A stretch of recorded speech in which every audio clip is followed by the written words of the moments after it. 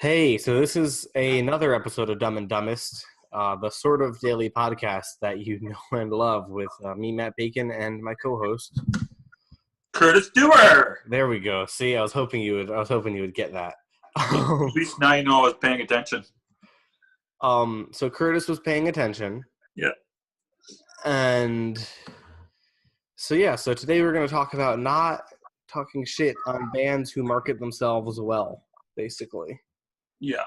Well, sort of. What my thought on it was I've seen a lot of bands and journalists and other things. They rag on a lot of these bands that are more popular.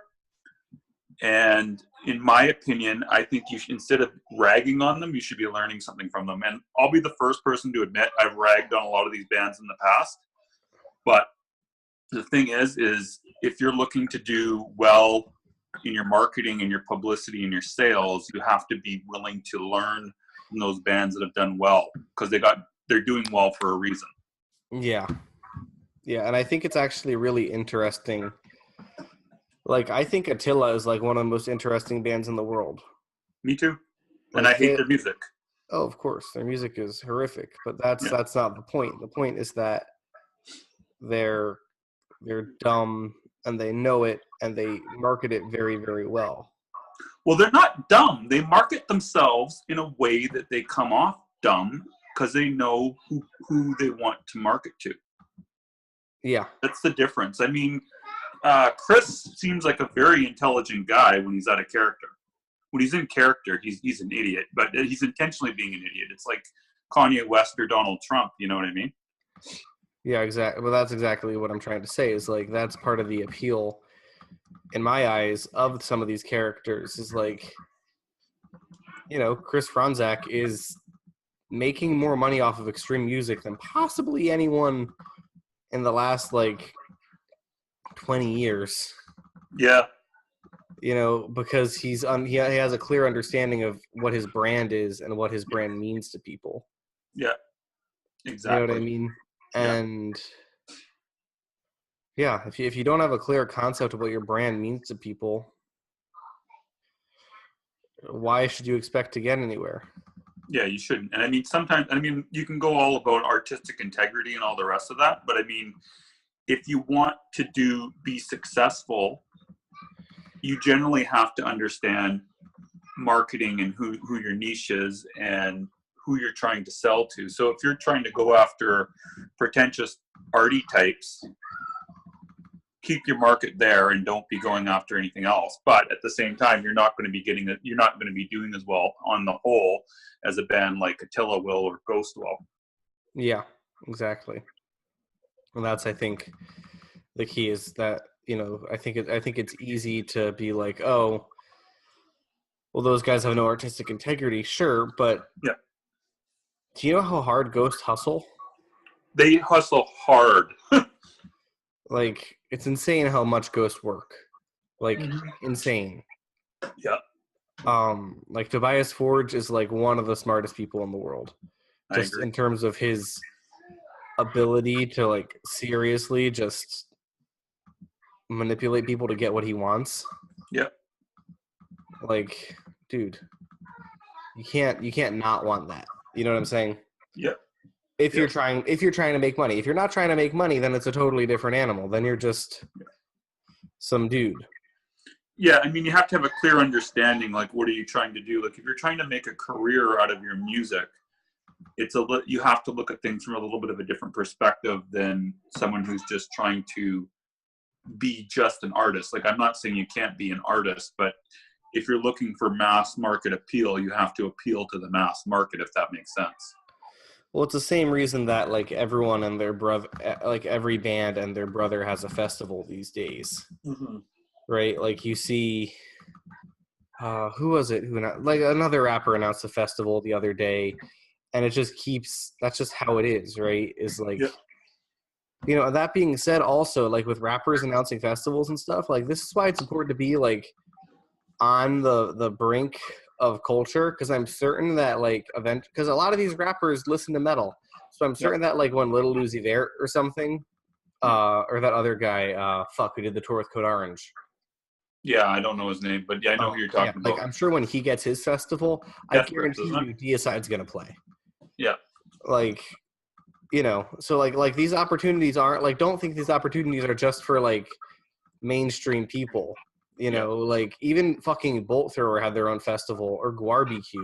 Like, and Guarbq is part of the Guar brand, you know, and obviously most bands are not in a position to like put together their own festival and use that as a jumping off point, you know, like that's silly, but but those bigger bands understand the importance of kind of contributing to the scene. Mm-hmm. You know, and if you're not contributing to the scene, then you're elite. Fucking A Day to Remember. Okay, there we go. That's kind of a metal. I mean, they're like post-hardcore, but that's technically a metal band. Yeah, who have their own festival, who are doing it. Like, yeah.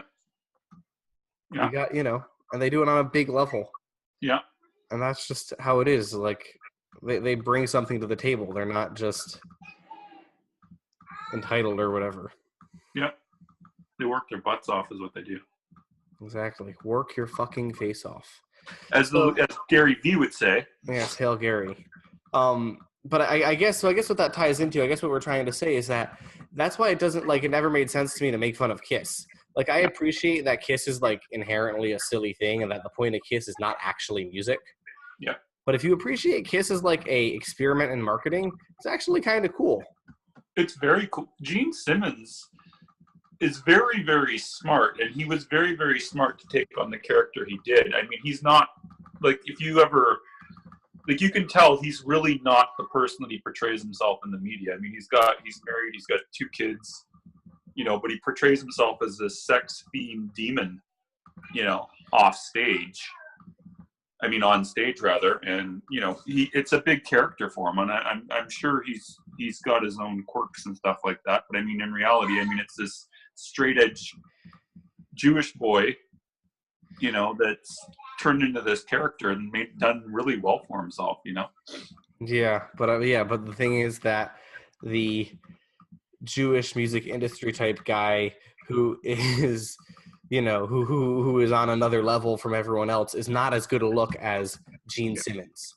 Well, exactly. That's the thing, that he had to create the character, right? So yeah, because that's what made him successful. But if he would have been like, I'm this school I think he was a school teacher beforehand. Yeah. You know, he wouldn't have done anywhere near as well, right?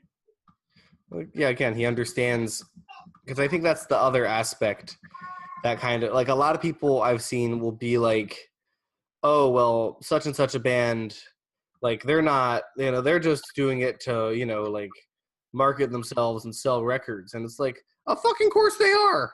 That's the entire point. Yeah, exactly. You know, like, there are bands out there who, like, who listen to this podcast and who I know personally who make no bones about the fact that our look is specifically set up to sell more units. Well, one thing specifically we should talk about, like, one bubble that was burst on me in the last couple of years is that probably about, in my experience, at least 70% of the stoner bands out there don't even smoke weed or have anything to do with drugs. We did a poll on Wave Riders Unite, which is my group on Facebook for stoner rock bands, kind of curated by Ripple Music. Only, I believe, 40% of people smoked weed. Yeah, I'm not surprised. Well, I was surprised at first, but nowadays I'm not, because after doing PR for the last couple of years, I'm like, oh, it's actually just a gimmick for them, right? But a lot of people don't realize it. Yeah, I also think that the people who do it are really committed to the bit. The weed bit, you mean? Yeah. Well, like, I know, like, some mega stoners. Oh, yeah. But also, the thing is that stoners will spend money on anything, on stoner-related material. That's why a lot of these guys do it, too, right? Very much so. That's part of the appeal, I think, is that you're delivering into the fantasy. Yeah. You know? Yeah. You get the fantasy without having to do the drugs. Exactly. And that's sort of the... That's sort of the thing. Yeah. Yeah. Is that if you're if you're creating a fantasy, like, that's a large part of, you know, quite frankly, the cigars and the big rings and the V-necks is like, oh, that's someone who, like, clearly works in the music industry.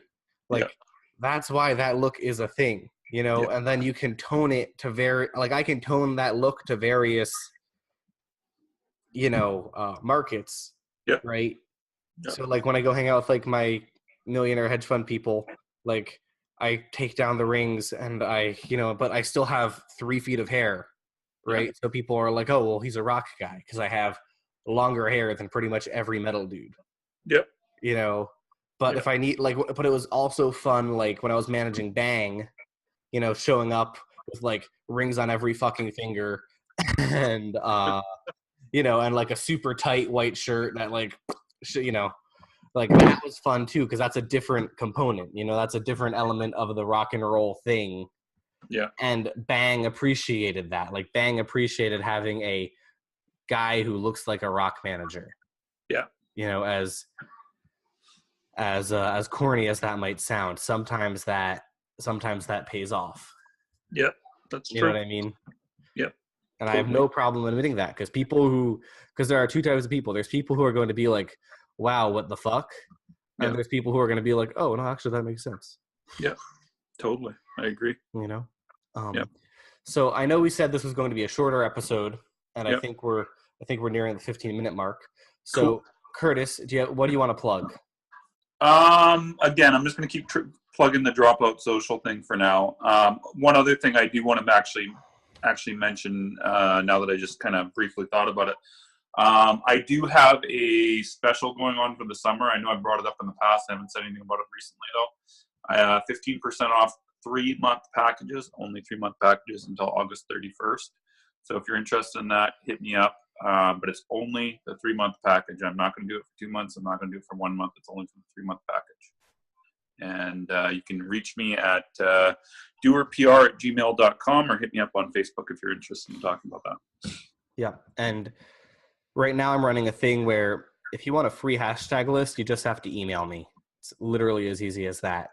And I'll shoot it to you. I have a few other things that I'd like to loop in, but I want to give you a free gift before we talk business.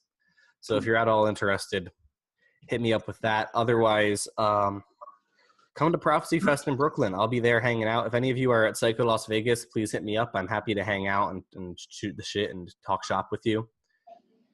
And yeah, I think that about does her.